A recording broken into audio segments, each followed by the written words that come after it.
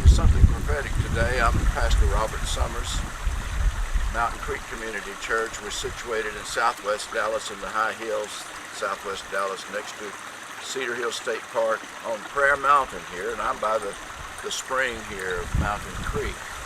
I love Little Babbling Brooks. You'll love it too. Come in for a few minutes. I'm going to share with you something that's really, really good news. The thing about the words of life that we find in the gospel are words that will change your world, change your atmosphere, and they have proven in time that they can change the world.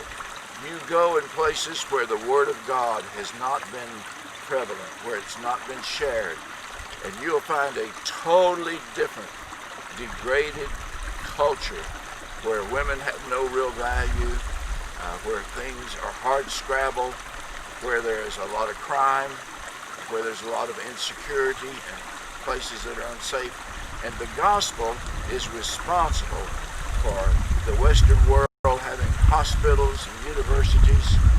And so those words are more than just one-dimension words. There's more in each word of the gospel because it's spirit and it's life.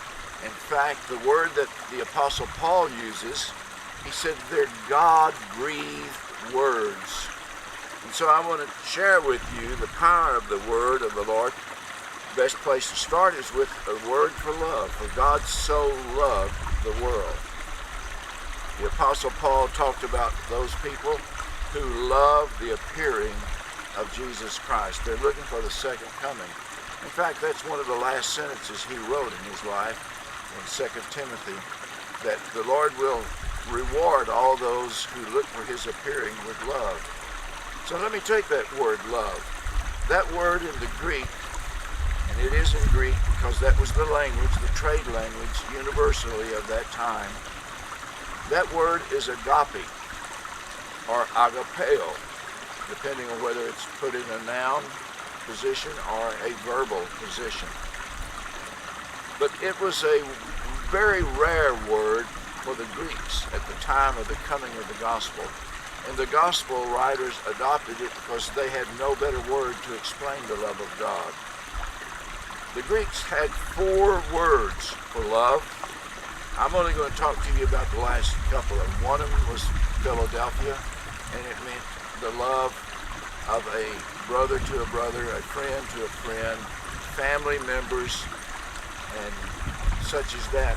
But there was a much higher love that the Greeks regarded as only the gods could use. So you can imagine it was very rarely used. And that's agape love. And so when Paul talked about the highest essence of life in 1 Corinthians 13, he talked about the word agape. He said, now abide faith, hope, and love, but the greatest of these is love. Now why would he say that? Wouldn't you think faith would be the greatest? No, because love will carry us even after we've lost faith, after we've been disappointed, after we've been brokenhearted. Love will still carry us. Let me give you a quick example. There's the story in the Gospel of John, how that Mary stood by the tomb of Jesus, little knowing that he had already been raised. All the other disciples had, in fear, scattered, and in disappointment and the loss of hope and faith, they had scattered. But because this little woman had been delivered from many demons by the power of Christ, she loved Jesus, not in a phileo type of love, but she loved him with an agape love. And so she stood by the tomb. And when Jesus was raised from the dead, this little lady, Mary, was the first that he spoke with in his resurrected form. So let me tell you a little bit more about love.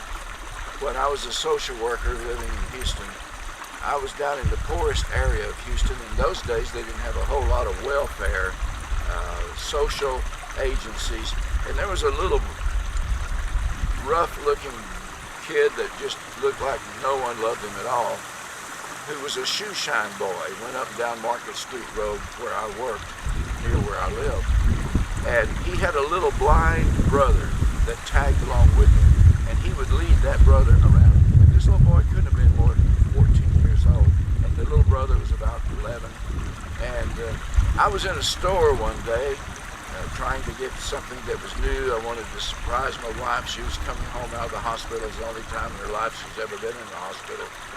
And so I was in this store, and I was checking out, and I hadn't even looked up. I was so self-absorbed.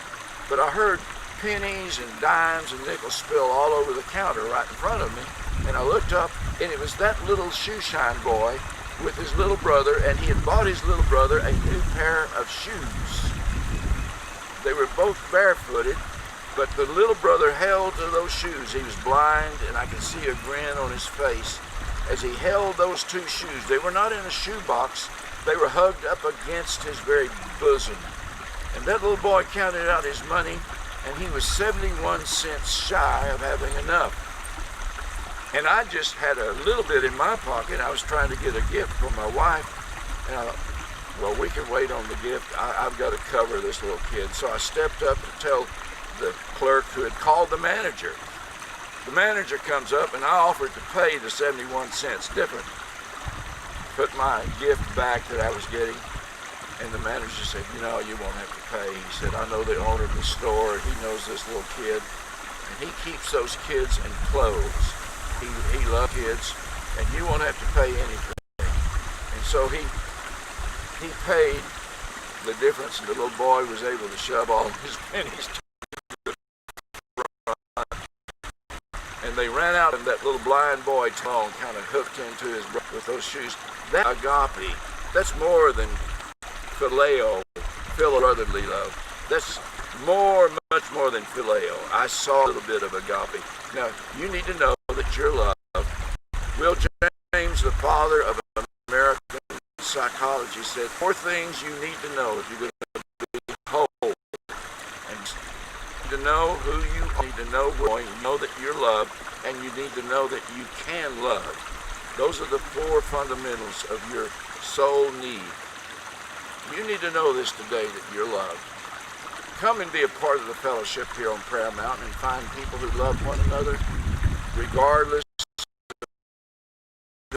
who you are, what culture you're, what your needs are, how messed up your life. Just come on out, people who love you. Bless, know that you're loved.